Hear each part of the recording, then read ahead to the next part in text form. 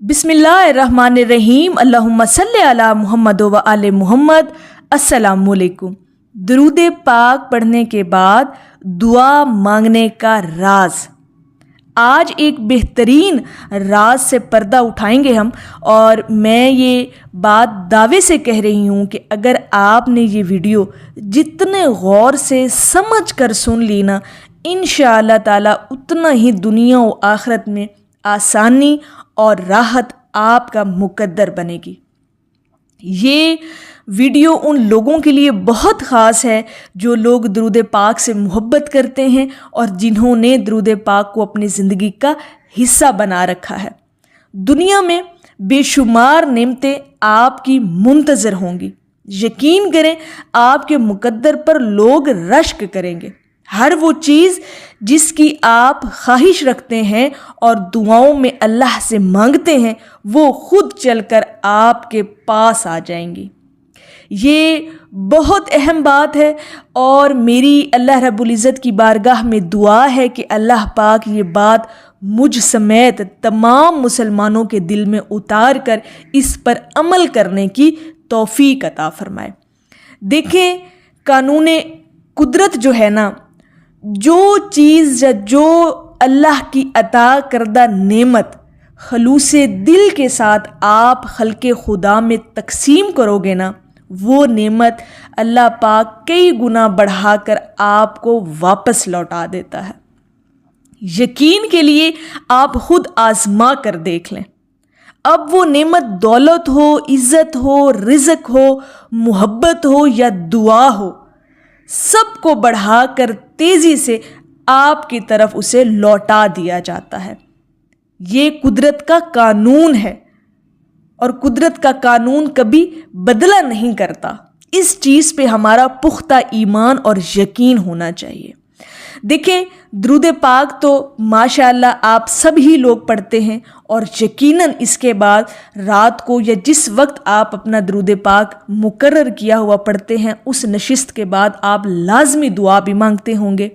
ठीक है, अब दुरूद पाक जो है वो बज़ाते खुद एक दुआ है। हम अपने नबी अलैहिस्सलातु वस्सलाम के लिए अपने अल्लाह रब्बुल इज़्ज़त की बारगाह में दुआ मांगते हैं कि या अल्लाह पाक अपने प्यारे महबूब पर रहमतें और बरकतें नाजिल फरमा। कभी अगर आप दुरूद पाक के तर्जमे पर गौर करें ना, तो आपको महसूस होगा कि इसके तर्जमे के अंदर कहीं भी लफ्ज़ मैं नहीं आया। ठीक है, तो अब वो राज जो है वो ज़रा समात फरमाइएगा। इंशाअल्लाह ताला आपका ईमान ताज़ा होगा और इस पर आप लोगों ने अमल भी करके देखना है। आपको महसूस होगा कि ज़िंदगी में बहुत कुछ बिन मांगे आपको मिल रहा है। अब आज से ना, आपने दुरूद पाक पढ़ने के बाद जब दुआ के लिए हाथ उठाने हैं तो अपने लिए कुछ नहीं मांगना। पढ़े हुए दुरूद पाक का सवाब आपने हजूर अलैहिस्सलातु वस्सलाम और उनकी आल की बारगाह में पेश कर देना है बतौर हदिया, बतौर तोहफ़ा। फिर आपने तमाम उम्मत मोहम्मद और अपने मरहूमीन को पेश कर देना है इसका ईसाले सवाब। ठीक हो गया जी। फिर आपने या अरहमर राहिमीन कहना है। याद रखिएगा, ये इसाले सवाब देने के बाद, पढ़ने के बाद, दुआ मांगने के बाद आपने क्या लफ्ज़ पढ़ना है? आपने कहना है कि जी या अरहमर राहिमीन, जो कि अल्लाह ताला के रहम की इंतहा को बयान करता है।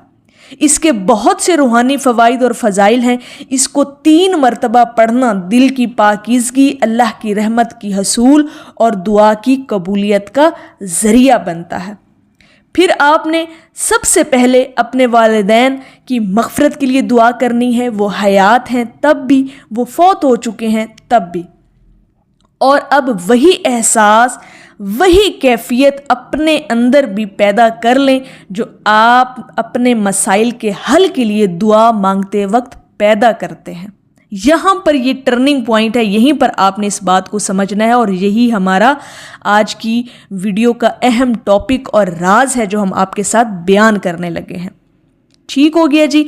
आजकल के لوگوں کے حالات، بالخصوص پاکستان کے لوگوں کے مسائل، ان کی بیماریاں، مہنگائی، قرضے، کرایہ دار لوگوں کی جو پریشانیاں اور بے شمار مسائل جو اب پوشیدہ نہیں ہیں، بلکہ ہر شخص کو اپنے عزیز دوست احباب، اپنے رشتہ داروں اور خاص طور پر اپنے آس پاس پڑوسیوں کے بھی مسائل سے آپ لوگ بخوبی واقف ہوتے ہیں.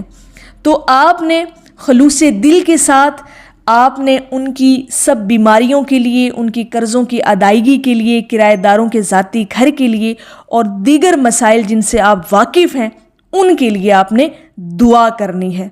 تمام امت محمد صلی اللہ علیہ وآلہ وسلم کے لیے اور بالخصوص ملک پاکستان کے لیے آپ نے آخر میں ضرور دعا کرنی ہے، اور پڑھا ہوا درود پاک آپ نے حضور پاک صلی اللہ علیہ وآلہ وسلم کی بارگاہ میں ہدیہ کر دینا ہے، اور اس کے بعد آپ نے اپنی دعا کو ختم کر دینا ہے. اسلام میں دیکھیں دوسروں کے لیے دعا مانگنے کی بہت فضیلت ہے. ٹھیک ہے، اس کے بارے میں ایک بڑی مشہور حدیث مبارکہ بھی ہے کہ حضرت ابو درداء رضی اللہ تعالی عنہ سے روایت ہے کہ رسول صلی اللہ علیہ وآلہ وسلم نے فرمایا، جب کوئی مسلمان اپنے بھائی کے لیے اس کی غیر موجودگی میں دعا کرتا ہے تو ایک فرشتہ کہتا ہے آمین، اور تمہارے لیے بھی ویسا ہی ہو. سبحان اللہ. اب اس سے یہ معلوم ہوتا ہے کہ جب انسان دوسروں کے لیے بھلائی اور خیر کی دعا کرتا ہے تو وہ خود بھی اللہ کی رحمت اور برکتوں کا مستحق بن جاتا ہے. اب آپ نے یہاں پر غور کیا کہ اب آپ کی دعا میں کہیں بھی لفظ میں نہیں آیا، آپ نے سب کچھ دوسروں کے لیے اس دعا میں مانگا ہے.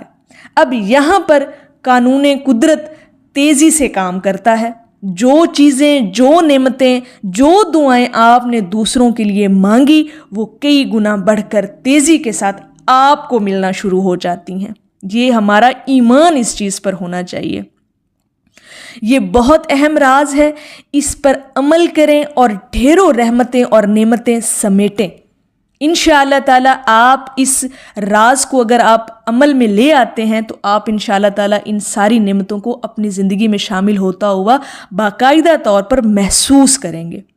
آخر میں ایک چھوٹی سی گزارش بھی ہے آپ لوگوں سے کہ جب بھی درود پاک پڑھ کر جو مشاہدات آپ کے ساتھ ہوتے ہیں اور اللہ پاک آپ کو نوازتا ہے تو کوشش کیا کریں کہ کامنٹس کے اندر ان کو پوسٹ کر دیا کریں تاکہ دوسرے لوگوں کو بھی جذبہ مل سکے، اور اگر کوئی ایک بندہ بھی آپ کی وجہ سے درود پاک پڑھنے پر لگ گیا تو یقین کریں یہ آپ کی قبر کا چراغ اور مغفرت کی سند ہوگا انشاءاللہ تعالی. میری اللہ رب العزت کی بارگاہ میں دعا ہے کہ اللہ پاک آپ کو اور مجھے ہر وقت اور ہر سانس کے ساتھ درود پاک پڑھنے کی توفیق عطا فرمائے. آمین یا رب العالمین. اور آخر میں ہے کہ سر محشر تیری دولت نہ شہرت دیکھی جائے گی، تیرے دل میں محمد کی محبت دیکھی جائے گی. ایک دفعہ محبت سے پڑھ لیجئے صلی اللہ علی حبیبہ محمد و آلہ وسلم.